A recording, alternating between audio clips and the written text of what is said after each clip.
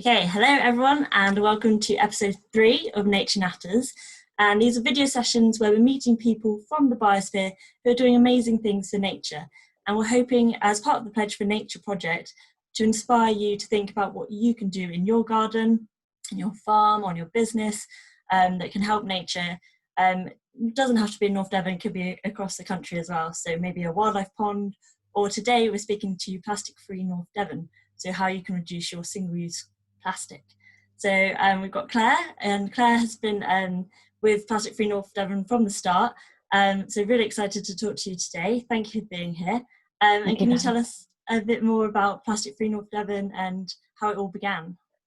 Hi, so I'm the CEO of Plastic Free North Devon, and it started August 2017, kind of just off the back of the Blue Planet series, where kind of plastic pollution was kind of brought to the kind of general public, and the awareness really kind of bolted, and that coincided with the launch of the Surfers Against Sewage Plastic Free Communities campaign that created this amazing toolkit, which kind of encouraged communities to kind of take ownership, and gave them a 5-point program of how to tackle single use within that community. So that was local council, talking to businesses, getting involved with like community groups and scout groups, and setting up a stakeholder group and hosting events. And so we took that campaign on, and I was originally, I still am, a Surfers Against Sewage rep as well. And so that's kind of how I started up the campaign originally. And I remember in Braunton on our first launch night, we had over 160 people attend our first meeting, and we were just totally blown away, and kind of were really kind of reaffirmed it was a really good point to kind of start the campaign. And we trickled along as a kind of Surfers Against Sewage plastic free community for quite some time. We had a Braunton community, and we had a Croyd one as well. And what we found is that there was actually a lot more that we could be doing. So as well as the Surfers Against Sewage stuff, we started to develop our own campaigns and ideas that we kind of needed a bit of funding for. And Pickwell, a local kind of grant making foundation that are based in North Devon as well, offered to start financially supporting us, to pay a bit of wages, core funds to kind of help us kickstart off, and they still core fund our work today, as well as several other people. So yeah, that was kind of the start, and we've kind of, I suppose, what we kind of see our purpose of is as you've got the kind of the big NGOs like SES and CTC. They have these kind of huge national profiles that are able to lobby and do amazing stuff, and we take a lot of what a lot of their campaigns and try and take them on a local level and really amplify the work they're doing and come up with our own stuff. So I suppose, yeah, trying to be that kind of local connection and trying to really individualize it for the people of Northern Devon. Yeah, I've definitely noticed, like in the last, like you said, since Blue Planet, we've had the plastic bag charges, we've had straws banned, haven't we? So it's definitely wider consciousness is definitely getting better. But it's great that you're having this like North Devon presence. How many have you had individuals in business getting involved as well? So we've had, so in terms of individuals, that kind of keeps growing. We've got about over 1,000 people on our kind of mailing list subscribing now that we kind of send out regular newsletters to.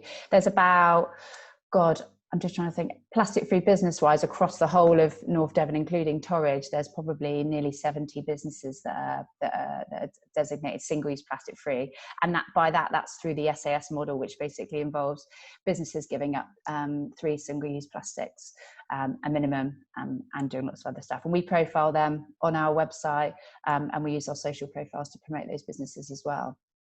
So it's a really good way. One of the main things that I think that we try to do is you don't want to just tell businesses what they need to do. You want to support and collaborate with them to do the right thing and publicize the good things that they're doing. And actually, people then want to spend their money and invest time and energy into those things over other businesses. And one of the things that we really focused on during lockdown was how do we use our network and presence to amplify the local economy and community. And that's why we set up the Look Local directory, which has over 80 businesses, probably more, and still growing. Contact details for people that deliver food, pet food, vegetables, whatever you need, it's on there. And that was a real kind of, it was really, really nice. Actually, it took a long time to build that, but it was just a really nice way to evaluate. Actually, we have everything we need here, right here in Northern Devon. And it's really nice to kind of to put your money back into those organisations and businesses that are really, really centred here. not sending it out somewhere else. And yeah, it's great to have so many businesses thinking, oh, what can we do to be more helpful? And it makes it easier for the individual as well, doesn't it? So I think maybe we should go back to the start a little bit, but like, what is the problem with plastic? Why do we need to reduce it so much? So the problem with plastic, I'm sure most people are aware, but there is no away. Plastic never goes away. It just breaks down to smaller and smaller pieces. It becomes a vector for chemicals in the ocean, and so that when animals eat those things, they then become part of that problem as well. We then eat the fish, then we're eating the chemicals. It obviously doesn't look very nice. It's becoming almost part of our geological record, the amount of plastic that's ending up in our oceans. And now with this pandemic, it's notably getting a lot worse. I think I read something yesterday, it's like 10 billion pieces have been produced since this, with the single-use stuff, with the masks and the gloves. So that's extra pieces on top of the 12 million tons that are dumped into our oceans every year anyway. So there's a real scaling up of plastic pollution because of this pandemic. And it's how do we get a hold on that? It's a bit of a challenge at the moment. What are you advising individuals to do at the moment? Can we go out and do like litter picks? Is that okay? Yeah, we've been advocating doing that, absolutely. I think you've obviously got to be sensible. You've got to take responsibility for your own kind of yourself and those around you. So, you know, make sure you wash your hands, make sure you wash your equipment. If you're picking up litter, put it into a bag, seal it, put it away so no one else can touch it. It's safe. It's safe to do so if you apply that. If you hand wash and you clean your equipment and you put it away safely. There's nothing wrong with doing that. It's just about being sensible. And in terms of the using masks and gloves and things, again, there's reusable options for that stuff. You know, if you're not a frontline worker, especially, and you're just a kind of someone that's going about their shopping and stuff, you can use a reusable mask and wash it. And gloves, unless you're changing them every time that you touch something, it's pointless. Hand washing is just as effective. It's just thinking twice, isn't it? Like, how can I use something that I can use again? Or like the keep cups are the same. Can you use a reusable mask? So the recent litter on the beaches, it's not been great, but hopefully we can get out and sort it out. I think you've had some recent campaigns, the Return to Offender campaign. Can you tell me a bit about that? Yes, that was actually a Surface Against Sewage national campaign that they ran for about a month, so that they then were obviously getting reps and other organisations to join in with as well.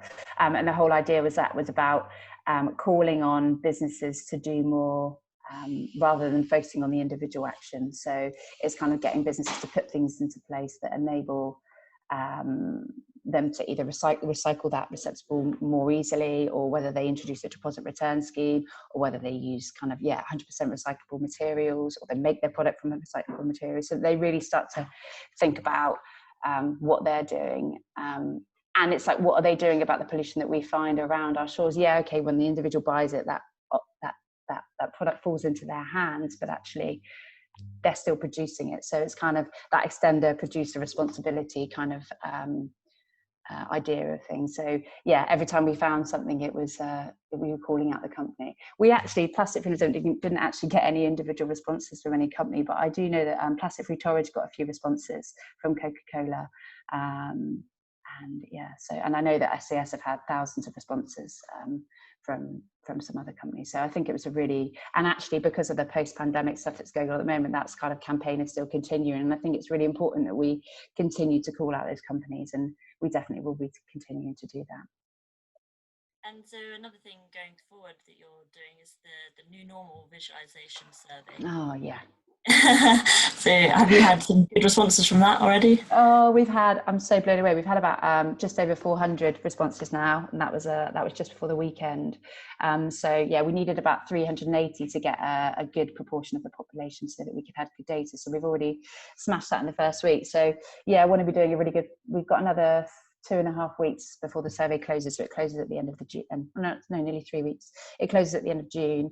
So it's really important, if you haven't filled it out, there's a link on our website, or you can go straight to the council website. It's all over our social media, so you can find it very easily.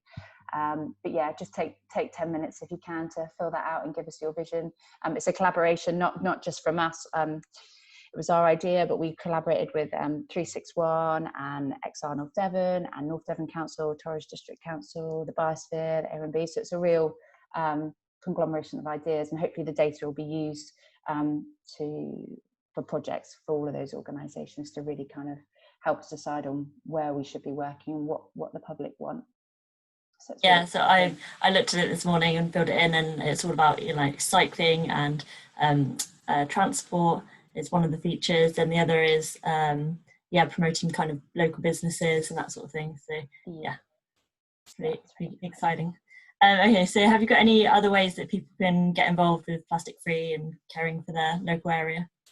So yeah, keep if you see litter out and about, keep picking it up.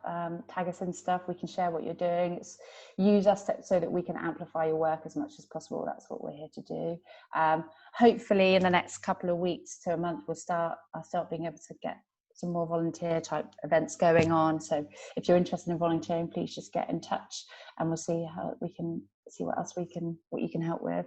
We've got quite a few. We're just about to launch our visitor campaign next week, which this will be the third year that we've done it now, and this is about trying to educate visitors before they come down. This is about raising the profile of the area that we live in, so links to the biosphere and the A&B, and then giving people a set of things that they need to think about before they come on holiday. And we've got about 100 accommodation providers that were part of that campaign last year, but we're hoping to increase that this year as well. So that'll be going live next week. So if you see it, share it. If you know someone that's got holiday lets or a hotel, and they're not part of the program yet, then make sure you get in touch with us, because it's a really good way. Obviously, I think a lot of the people that come down to North Devon, they come down because they love the area. So if they love the area, then they obviously want to help us protect it as well. So let's try and mobilise those people just as much as the local community. Awesome. Okay, thank you, Claire. Before we kind of round things up, is there anything else? Final words? Just keep on fighting the good fight. There's a lot of kind of negative stuff going on in the world at the moment, and I think it's just really important to stick together as a community and just keep on doing what you need to do. And if you've got any questions about what we're doing, or you've got any ideas about how we can improve what we're doing, and then absolutely get in touch. And as well, I just forgot to mention, if you're a local business that isn't on our directory yet, or you're a business that are already reducing your plastic use and you're not a plastic free business yet, then please get in touch as well, because we're still working on all those things as well. So yeah. Great. Thank you. So yeah, this Nature Natters is all part of the Pledge for Nature project. So we're hoping that people will be inspired to think about what they can do locally for nature. We've got a Care for a Space pledge that you can do on a map. So if you are going on a beach clean, or you are shopping local, that's all caring for your local area. So please make a pledge and visit the Plastic Free North Devon website to find out more about their new normal survey and getting involved in beach cleans. Thanks.